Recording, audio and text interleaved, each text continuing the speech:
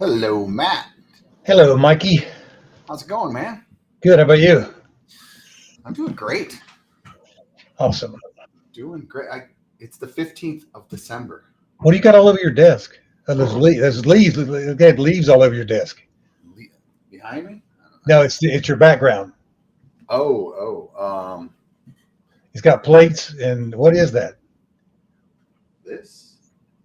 No, it's on. It's like the background for your screen background. It's got Oh. plates and Yeah, cornhole bags. yeah. What is that? Nick put that up. That background. I see what you're saying. It looks like a dinner in the middle of the woods Yeah, with cornhole. with corn. You're sitting on cornhole bags. um, all right. Yeah. So what do we got? 9 days, 9 shopping days left till Christmas. Yeah, nobody seems to have lumber on their list, do they? Nah, lumber is definitely it's low on the Amazon most popular item list. Yeah, that's right. Plenty of deals coming up. um, yeah, man. My wife and I were talking last night about hey, what have we bought in so far? And shopping online and stuff shows up, and then you put it in the closet and kind of forget about it. Yeah, I just started about 2 days ago, and the Amazon guy's here about every 15 minutes now. It is nice.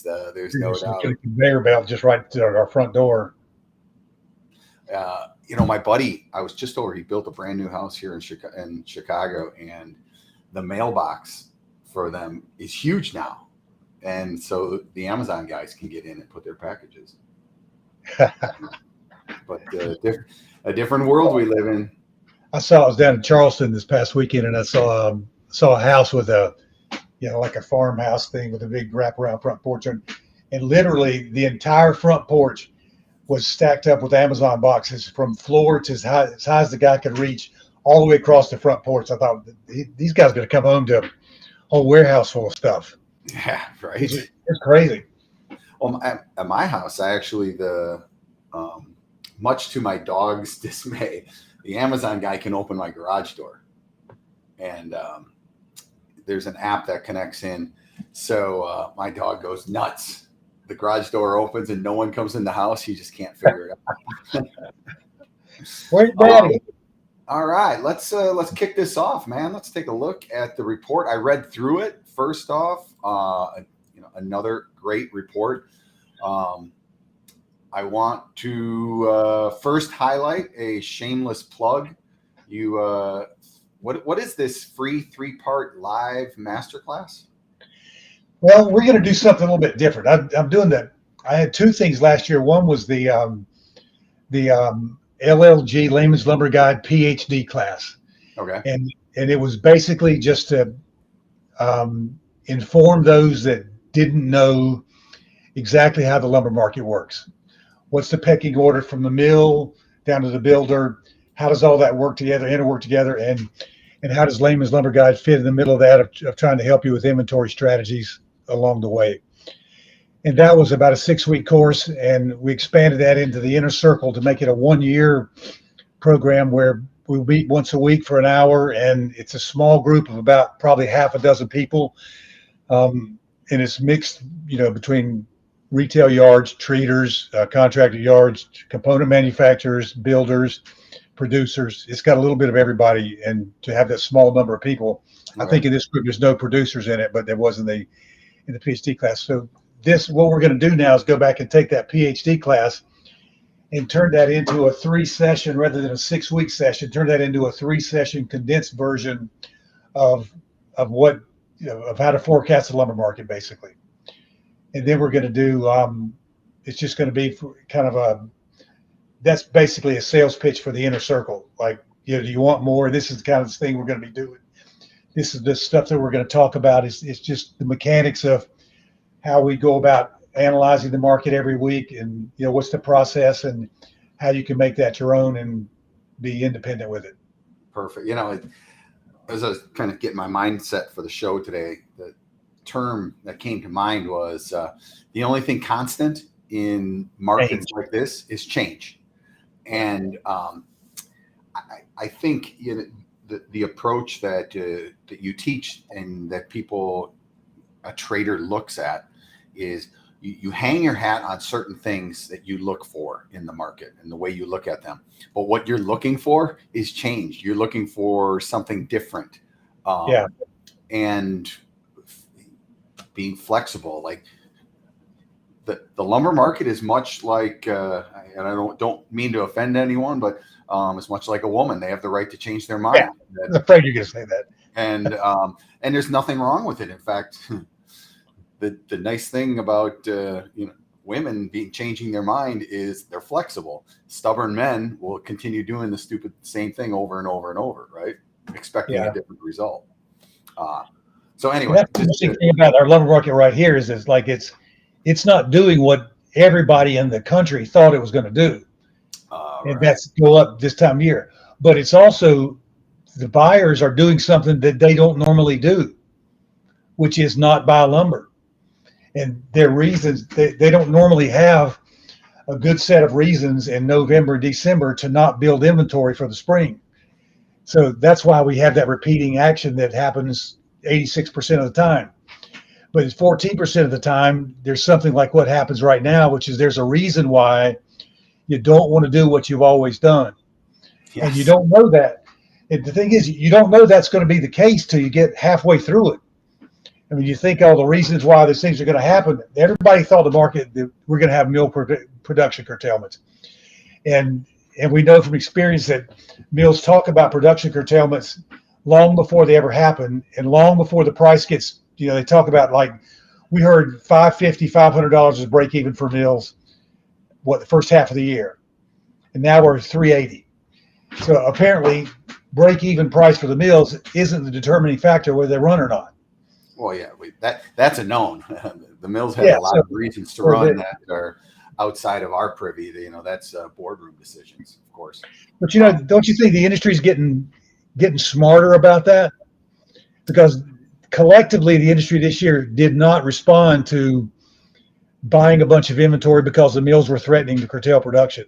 They said, "Okay, yeah, I've seen this dog and pony show before. So when you curtail to the point that there's a supply shortage, then I'll start doing something about it." But until that happens, experience tells me that when you say the market's you're breaking even at 550, then I should probably count on 100, $150 lower than that before you start doing anything about it. And I know what you're saying, and I think that as humans, we generally need a trigger to get us to act.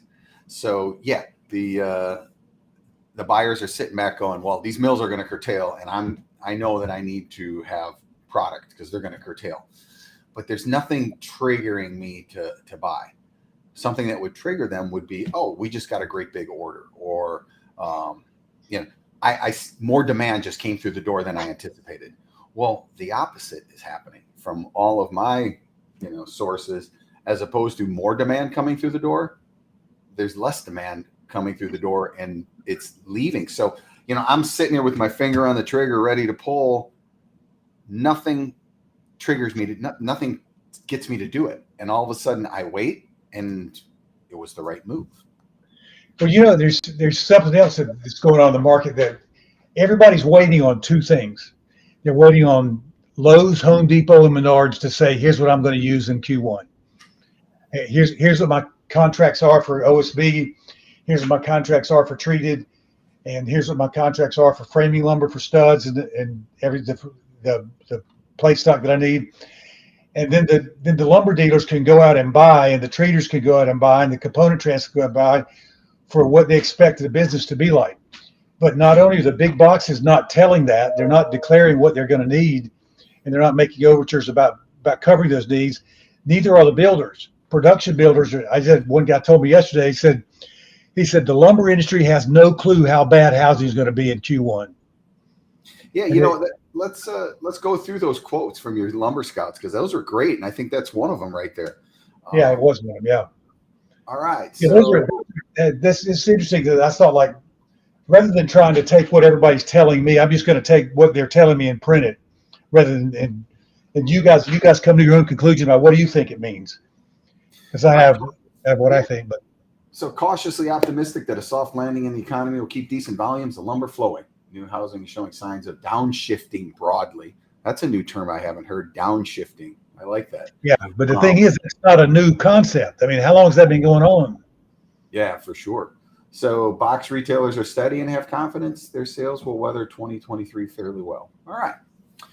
Yeah. Um, So before you get off of that one, so that's such a broad and general statement. Like they think sales will be good for they'll weather fairly well for through 2023. That's 12 months, and we're not even there yet. So what does that do for me for preparing for January for you, the big box?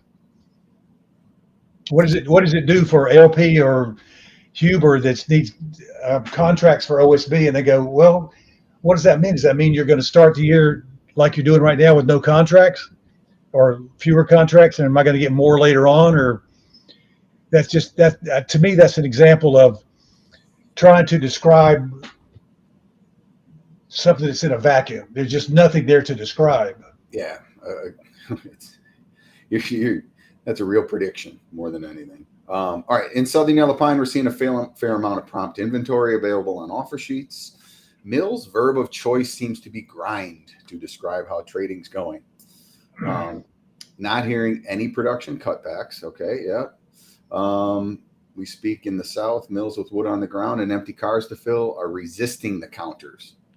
Well, if you think about it too, that you've come from $600 and $50 and $100 counters to $400 and $20 and $30 counters. We're still talking 5-10% counters, but they're volume wise, dollar wise, they're just less. So it's still 5% of $400 lumber is a $20 counter, 5% of $600 is a $30 counter. But we're seeing those big counters go away just because there's just not that much air between zero and where we are to keep taking $50 off every week. Exactly. Right now, mills are listening to offers. They need to move wood before the end of the year. Here, I'll chime in on this from what we're seeing. It's a true statement. But once they're done moving that wood, they're content and they're ready to go on vacation. Well, and also the thing to keep it, whether the wood moves or not, once the shipment date goes beyond January 1st, there's no urgency to get rid of it. So they want to sell right now what they can ship and build between now and the end of the year. But if you start getting out another week from now, you're going to be where you can't make delivery at the end of the year. So it's not like the mills are sitting on a bunch of wood and they're going to be flexible and vulnerable between now and the end of the year. They're not. They're only going to be vulnerable and flexible between now and the time it takes them to ship before the year ends. I feel like we're at a dance and the song just started and both sides are just kind of sitting there looking at each other. The mills know that they're going to take this 2 weeks off or 3 weeks off. Like that's baked in the cake. And, unless they're forced, they're going to sit on the sideline. And the buyers don't need wood for the next 2 to 3 weeks. They need it in January. Based on what the customers are telling them, it's going to get worse. Yes. It's going to be, I don't know what worse is going to be, but, people talk about how their business is slowing and their orders are slowing, but they're still shipping wood like crazy. It's not like nothing's happening. I should say they're shipping wood like crazy, but people are, I talked to some brokers that say, well, I had a slow day yesterday going until I put that block together yesterday afternoon of 20 trucks. Well, you didn't have a slow day. You had 20 trucks. Yeah, exactly. I don't think the lumber industry has any idea how bad home building will be in 2023. Home builders are sitting on more spec homes than they're comfortable with, and they have more under construction. They won't start new spec homes until they sell some of their existing inventory. That will likely create a donut hole in new housing starts that will ripple through the industry in 2023. All right. That's coming from a company who does slightly less than 10,000 homes a year. So they're pretty substantial. That's a look from a guy that's boots on the ground, paying attention to it every day. So, I talked to a national home builder and they are seeing cancellations.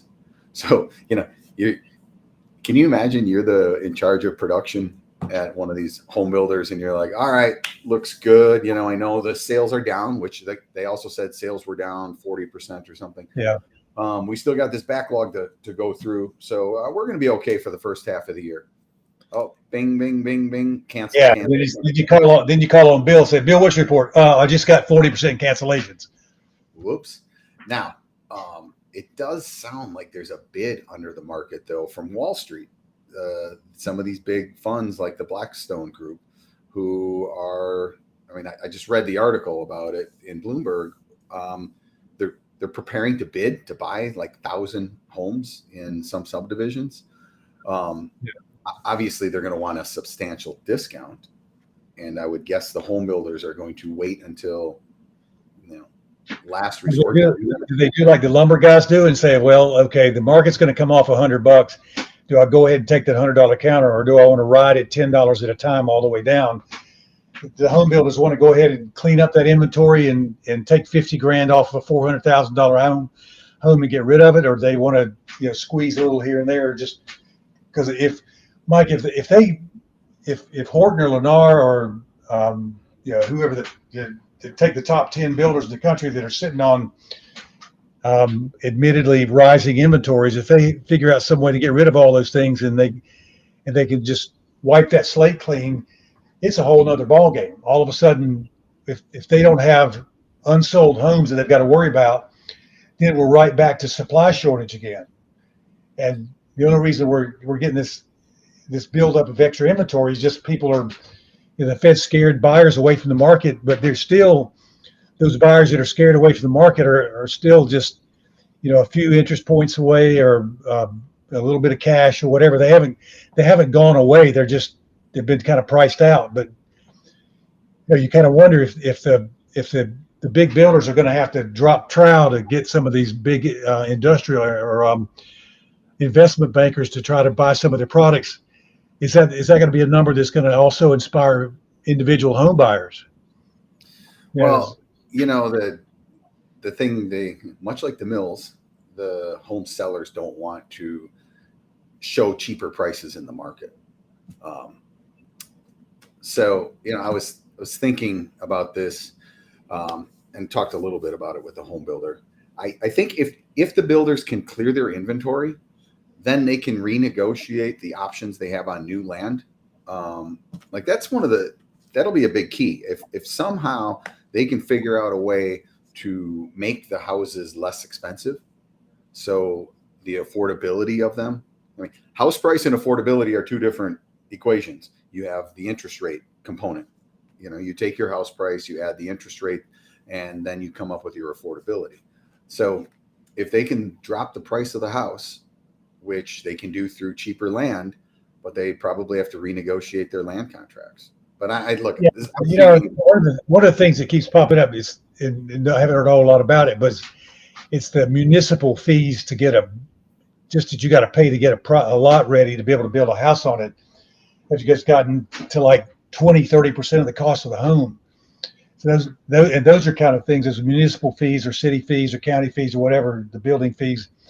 You're not going to just roll those back, because that's like tax dollars.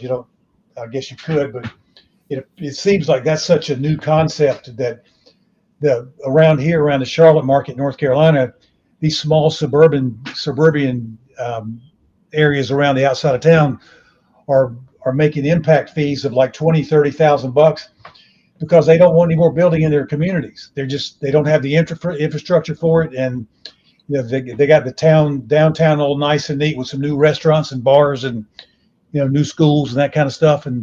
But the roads can't. We got a horrible road problem here around the Charlotte area. They keep dropping in 600 homes in a place that they're not doing anything about the roads and the schools, and it's just congestion's getting ridiculous. Look, the housing market is cyclical, and you build too much and you stress the infrastructure catches up, and then you can build some more. All right, customers on the US and Canadian side saying no urgency. We pretty much know that. And lumber prices still all over the place. However, today the mills and brokers are closer than they've been in a while. Okay. I think that's a function of just, it feels that way because the counters are smaller. because you get down to $300 lumber, $350 lumber, $35 counters, that's a big deal. And they're finding, $10 and $20 counters are what they're able to get done. I'm going to add one in here, and I think this one was really interesting. It comes from a multifamily builder, and they told me that they have single-family construction crews coming to them saying, "Hey, you got some work for us?" And it's surprising to them that these crews are coming in, and it's exciting to them because they have projects. They do have backlogs of projects that they're going to be able to get done faster. These guys are stick framers. They're going to be able to get these done faster because they have experienced crews now to work with. Yeah. So that's interesting because what was the construction data, employment data showed that the construction employment rose like 3% or something like that. So it's interesting that these guys are chasing work around, but there's still new hires going on. Yeah. Well, I mean, construction data, or that data you're talking about, is definitely in the rears. It's historical looking back.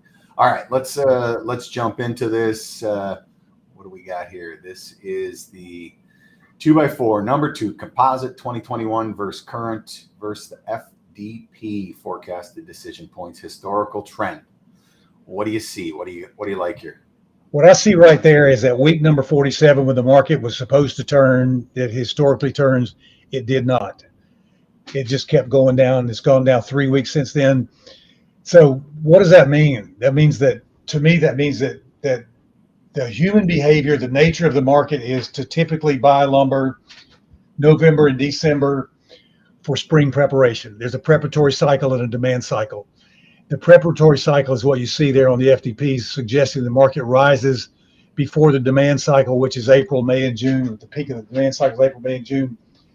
But we don't have to buy in November and December to be able to be prepared for April, May, and June.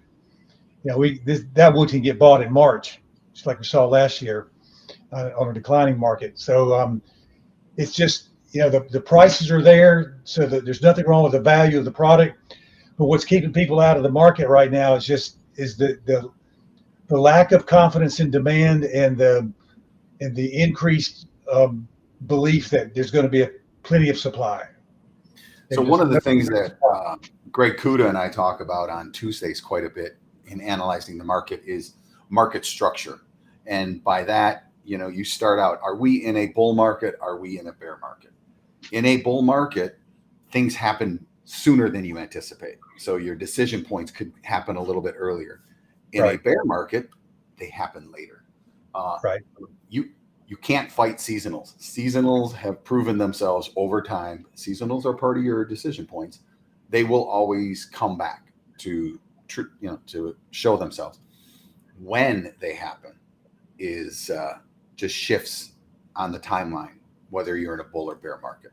So what you just said, if that seasonality really starts for lumber, for the housing market, when time changes at daylight savings times. It's when the days are getting longer, the days are getting warmer, and then the clock changes and gives an extra hour. So that all of a sudden you go from being dark at 5:30 to dark at 7:30. So you got 2 hours a day of extra work that you can build with. So that time is coming. And it's like March, April, whatever the date is, but that window of preparation now is closing. If you look at that, where the back end of that yellow line, the January chaos, it's implying a sell-off in February. So that's kind of getting down to the closing of that window between now and then. So every week that goes by that we don't prepare for the demand cycle, there's just that many more people that need to do it. And regardless of how big it is, the demand is going to get better in the spring than it is now. So it's just Tom Martin, a friend of mine, used to say, the longer they don't buy, the more bullish I get. This is true. You're compressing the buying into a shorter time horizon. Yeah, and there's so many people, Mike, that I mean, not so many people, but so many large companies, contractor yards, boxes, whatever. The big guys that are in this industry are not building and have not built their inventory for the spring.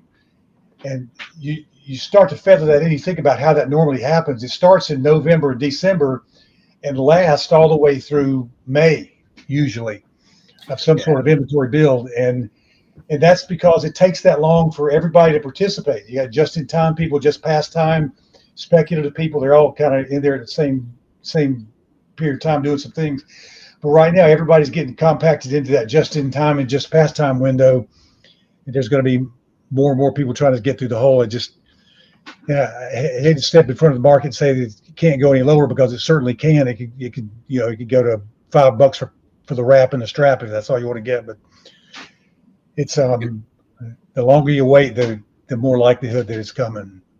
Greg Riley, he was my mentor and taught me the lumber market, and he simplifies it down to rising markets are when the people are building inventories. If you build an inventory, markets will go up. If you liquidate an inventory, markets will go down. And when you think about it, it's pretty simple and it makes sense. Yeah, the mills try to produce an even keel of what the market can consume or demand.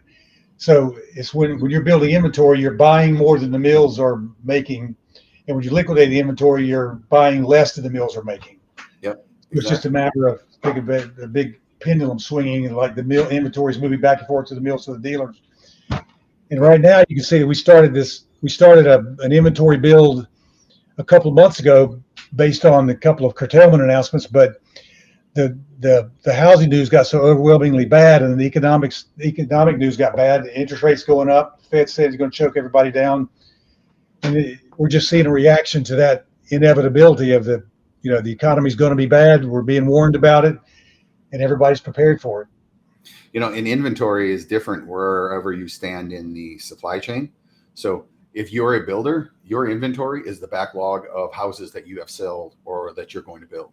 If you're a lumber distributor, your inventory is the number of jobs that you've gotten from contractors, right?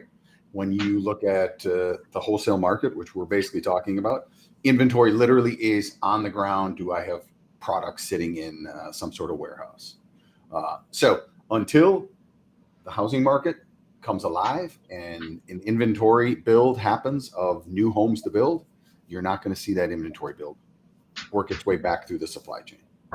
Yeah, and the thing that I'm being, you said I look for things that are changed is different, and the thing that I'm looking for is that the market's not, it's not going to take as long for this thing to pivot. That's kind of the next word is, what's the Fed going to do? It's going to be a pivot's going to be no rate increases. It's not going to be a cut. It's just going to be, or maybe just a 0.25. But if the Fed comes up next meeting and doesn't raise interest rates because it's just it thinks it's catching up enough with what it's done so far, then and the home builders were able to get rid of their inventory, this market can spin on a dime. There's a lot of talk out there where the builders will buy down your rate for the first 3 years that you own the house. Yeah, because the interest rate markets are telling us this is a bit of a blip. The front end of the yield curve is higher than the back end. So in 3 years, they anticipate rates to be back down. You buy the home today with a bought down rate, you refinance in 3 to 4 years. Yeah, the likelihood of that happening is high. So it's a gamble that the new home buyers are probably going to take, or home buyers in general. But let's bounce through here. Snapshot. Buyers are picky over tallies, less aggressive. Producers' willingness to accept counters. We kind of talked about that. Look, you can only go to zero, right? So the bottom's closer every day we go down.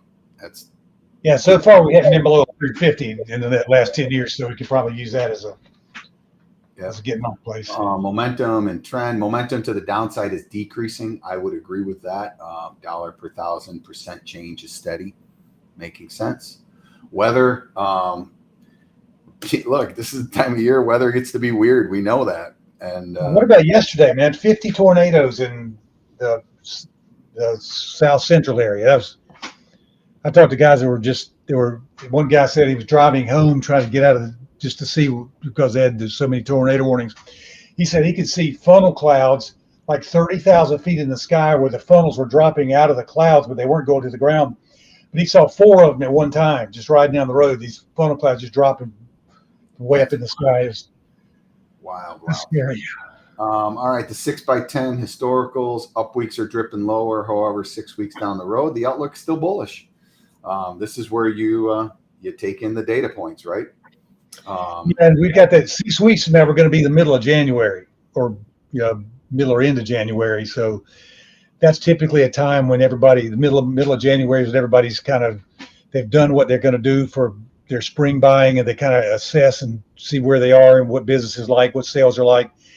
But we haven't had that initial winter buildup yet, so that's still to come in the next 6 weeks, 4 Gotcha. weeks.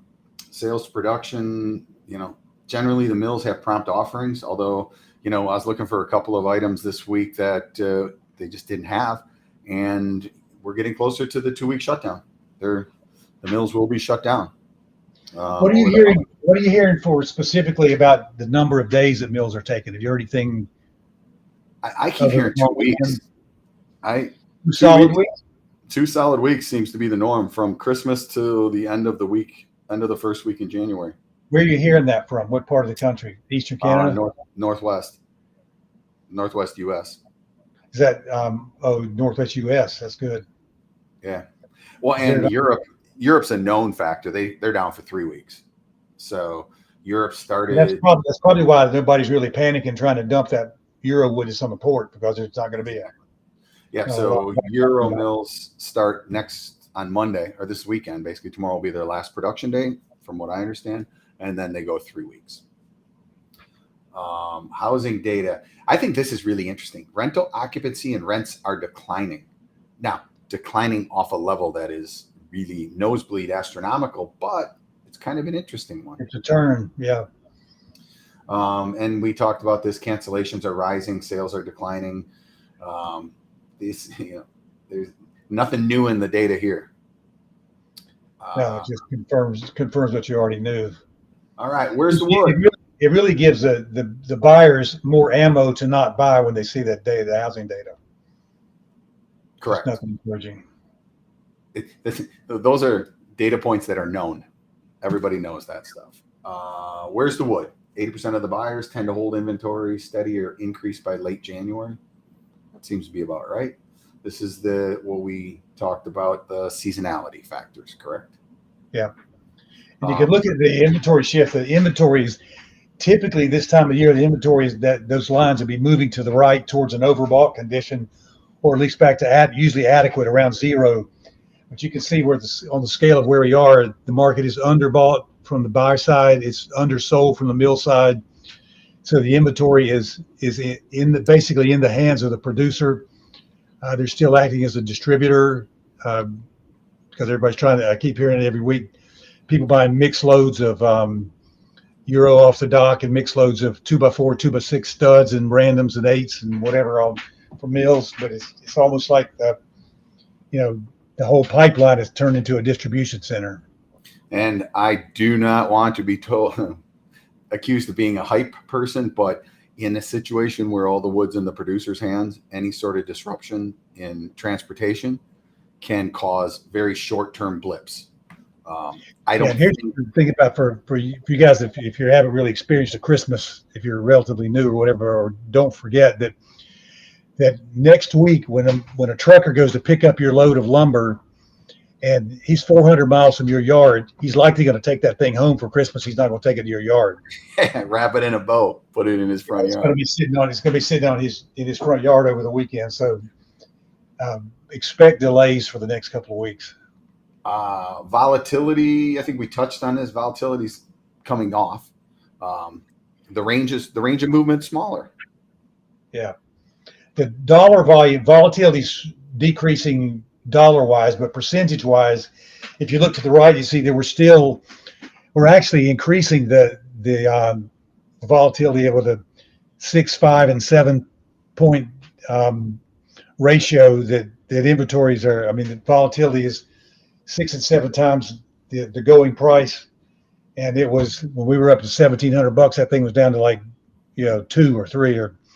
but normally a one handle on the volatility index is kind of low volatility. It doesn't mean the inventory, the price changes over the course of 1 year. The value of what it is, that would be like saying lumber's only going to be changing $400 over the course of the year, but the volatility index shows that it's likely going to increase $2,400 rather than $400.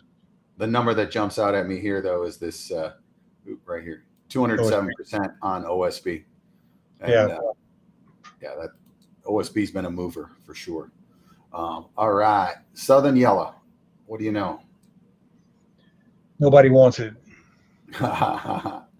Absence of commitment from the builders and box stores has component manufacturers and wood preservers unable to make spring preparations.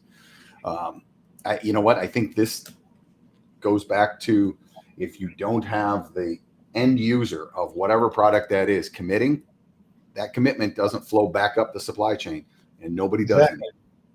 And the thing is, the buyers of Southern Yellow Pine want to buy it. Prices are good, the availability is good, but they just, it's like I was at a talk with a group of guys and buyers, ladies and gentlemen, several weeks ago, and one guy said, oh, actually, it was SPCA's where it was, said, why don't you guys go ahead and buy something? And the guy says, well, why don't you give me an order? Yeah, right.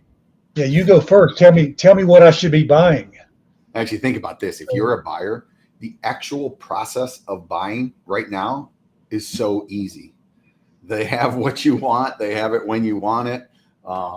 You can get the tally. Like right now, to be a buyer, it's easy. You're doing your job. So I can imagine why buyers want to buy. Yeah, as long as you get permission to do it. Canadian and Euro SBF. What do you think here? I'm so disappointed that, probably in myself as much as everybody else, in buying the belief that the mills are going to curtail production this time when they've never done it before. And you know, it's like, okay, so this time is really different because you got a recession coming and you got interest rates rising and housing sucks and you got a war in Ukraine. You got all these reasons why mills are not making money. The timber prices are high. They get worried about anti-dumping, and sure as hell, you go down $200 below the break even. Yep, exactly. I agree. How many times have I heard people say, well, the Europeans are not going to produce at these levels. Their log costs are too high. There's this, there's that. Well, you can buy Euro every day. Well, you know, and also you think about, well, are mills really breaking even? Are they losing money, or are they losing money compared to how much are they going to be losing if they shut the doors completely? You know, you're losing money on your margins, but at least you got some cash flow to keep the lights on and make your payroll and your leases, equipment, and all that kind of stuff. Still got bills to pay, so shutting it completely down is going to be worse than running at a loss. The dry fir market, what's going on up in the Northwest? Well, if like you say, if there are going to be some curtailments, I haven't heard them yet. It's like, I don't know if they're just going to sneak up and do it, but I haven't heard anybody talking about being afraid of a supply shortage. But if those guys shut down for a couple of 3 weeks up in the Pacific Northwest, there's going to be some supply problems. All right. Green Doug. It's just other than 2x6s, it's a slam dunk buy it. You gotta look at being, if you're a green user, looking at $300 2x4s is, you know, it's you're not going to get beat on price. The risk to reward is pretty low at that point. Yeah, you're not going to get beat in January because your prices are high. You may just not like how much you have, but OSB. What is going on with this stuff? I heard the number this morning is now 180. The magic number is 180 that the buyers want to buy. And I thought, well, it was 250 on the way down, but now we got a 250. Everybody can buy for 300 delivered. They're trying to buy for 200 delivered. We blew through that 250 like nothing. Poof. I know. It's crazy. And that's supposed to be kind of break even money, but yeah, I mean, I'm looking at your chart here and look how flat it really, really was right at that 300 level. And then it pulled back a little bit and everyone is like, oh, here's the chance to buy. they buy in, and it just poof blows down. No, and the mills don't have those contracts to fall back on. I mean, they don't have 80% of their products sold every day when they come to work. They got more like 20% of it sold. They gotta get busy. This was the one area of your report that I really wanted to highlight, the framing package. So you introduced this in January 2020 at $8.51 a square foot. This peaked at $35.22 a square foot in week 11 of 2021. That's pretty amazing. Where are we at today? Where do I find that number on here? Bottom right hand corner, $9. $9. So lumber is obviously off, but there's still other building materials that they're trying to push price increases through to these builders on, which I find amazing. I've heard insulation and drywall. How's that possible? Roofing, concrete. It almost seems like everything but lumber is still keeping home prices in the unaffordable range. A cousin of mine is a concrete contractor, and I saw him about a month and a half ago, and he was laughing at the price of concrete. He basically said these concrete guys have no clue. Like the business is not going to be out there. If they don't start getting themselves a little more realistic, all that's going to happen is people are going to push off projects, especially when, he's able to tell guys, look, if you don't want to do it now, just wait a little while. So yeah, the overall theme is there isn't a backlog, and the backlog that there is present is disappearing through working through it and the cancellations. Look at that. I like to look at that graph there that shows just the big swell of those numbers represent what the cost for builders and the cost of replacement are for lumber yards, and just look at where we are. It almost looks like a Tesla stock or something that's just got tanked. But exactly. All right, rail car. We definitely have the opportunity to have disruptions this time of year. We know that disruptions in shipments, in my opinion, matter in tight markets. It's a pretty loose market out there. Yeah. What do you think? Yeah, I think you gotta have that inventory build going on where there's some a little bit of franticness on the part of the buyer to get the wood in. But even when you're buying for the preparatory cycle, which we're in right now, there's really no urgency to get wood. The last couple of years, 21 and 20, have been different because the market was a little better in the winter from the builders trying to get stuff started so they could get it completed by the end of the year. So we had pretty good first quarters, but that doesn't look to be the case this year. All right, then trucks. Every time I look at booking a truck, it's cheaper than I anticipated. What do you think here? Well, you look at the where we are from the right to the right of the right of that chart. The chart starts to move up a little bit near the end of the year, and that's just going to be availability from, like I said, people taking your loads home over the weekend and not delivering them and not wanting to work, and there's going to be shipment times are going to be, or shipment stations at mills are going to probably be down for just like the sawmill be. So I don't know if they're going to ship or if they're going to be off or not, but if the mill's going to be closed, and there's just going to not be as much available to pick up. So I would think that year end is going to be a little tighter. All right, futures markets eerily quiet out there. Gee whiz, that thing just lows. Yeah, they were, but now they're going back down towards the lows. Yeah, we've been from a $50-$60 premium in futures to basically even. I think we're about 380-ish or something like that. And the numbers I'm hearing go out of the cash market are 380 and higher. I haven't seen any 370, 360 kind of number unless there's shorts, but I haven't seen any mill offerings.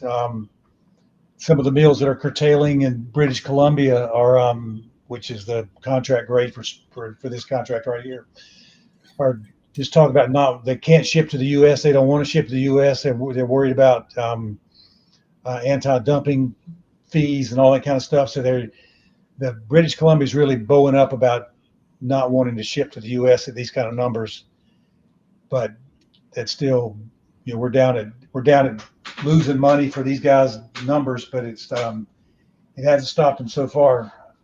Hey, happy holidays to Rick Russell. One thing I want to point out about the lumber futures contract, and we cover this in depth on Tuesdays. Please join us, Greg Kuda and I. Market structure. The people who have made money in this market are the funds, and the funds are short for reasons that have to do with the economy. Like, I can assure you that these fund managers aren't talking to lumber dealers and home builders and getting down to the nitty gritty. They look at this thing from a macro level and they say interest rates just rocketed up, and we anticipate that there's going to be less housing built. What does that mean? Less lumber used, sell lumber futures. And they've been right, and they haven't covered their positions yet. So the lumber futures market is on a bit of a powder keg here, meaning that it could blast higher if the funds decide to cover their short positions. But I think they end up, as we rise, we are going to run into a lot of basis trades and industry that is going to sell into it. Yeah, these guys, the funds started rolling probably within the last week, and all this week we've heard about the short funds are going to roll. So they're going to be buying January and selling March. So the favored trade was long January, short March, looking for Jan to go to a premium to March, and it has gone from like a -5 to a +5, but it's done it with the market coming off $50, which is interesting. Yeah, exactly. What do we got? 187 rolls or spreads trade already today. This roll is definitely on. I think everybody knows it. The interesting thing is it's not rallying the market. The spread trade is working, being bull spread, but the bull spread's working in a bear market. It's kind of weird. Yeah, it is. It makes you wonder if it was a bull market, if the bull spread would really be taken off. All right, I think the overarching theme here is everybody wants to see something happen, yet no one's doing anything. Literally making no movement, no purchases, no sales. I'm being a little dramatic about saying nothing's happening. Obviously, some things are happening, but it looks like this is a little sideways move here for a bit. Yeah, if you look back previously, it's to go all the way back to middle of November. That's really look how narrow the range is. It's if that 384, whatever that 380 number across the bottom there can hold, that'll be pretty significant without making a new lower low. Look, this doesn't mean we have to go anywhere. We could sit in a $60, $50, $60, $70 range. Yeah, think about that. That's what we're doing. We are sitting in the range. Yeah. One of the things I look at, it's very untechnical, but I just look at the price of all the contracts. And right now, Jan, March, and May are within $10 of each other. Yeah, that's nuts. So where's the deal? I was looking at that this morning. Does that mean May's cheap, or is it May expensive? Yeah, or does it mean May's going to go to 380 as well? I think the Fed came in and they raised 50 basis points, said they're still going to be vigilant about inflation. But if we see inflation numbers continue on their slightly downward trend, I think the Fed holds, and we could see some more economic activity second half of 2023. Yeah. But so if you guys are if you're kind of hanging around over the holidays and you don't have a lot to do and you want to try to get exposed to, so it's a good time to kind of drop in the materials exchange and see how things are going on a little slower pace without breakneck speed, and good time to sign up for the scouting report from Layman's Guide to get. Actually, I've started doing a daily update on LinkedIn. It's just not pricing, but just a commentary thing figure everybody in the world's doing it. I might as well do it too. But it's kind of a scatter report update. Well, look, you know what's important about these shows is the data and the information. And as a group, if we get together and we share that information and we talk with each other about it, it's going to serve the group more than anyone who's not participating. So, if you guys are listening, we thrive off of getting information. When you ask us questions, it's sometimes we kind of babble for an answer, but they're always thought provoking. When you make comments about Euro or Pine or your specific business or housing or whatever it is, that no comment goes unnoticed. And I appreciate you guys participating. Like Luke telling me to get a shameless plug for myself here was good too. Exactly. All right, everyone. Hey, have a great weekend. I know we'll have a show next Thursday and then probably take the week off between Christmas and New Year's. But any questions? I know Matt's always available. I'm available if you have questions, and we appreciate the support. Thanks, guys. Thank you, Mike. Take care.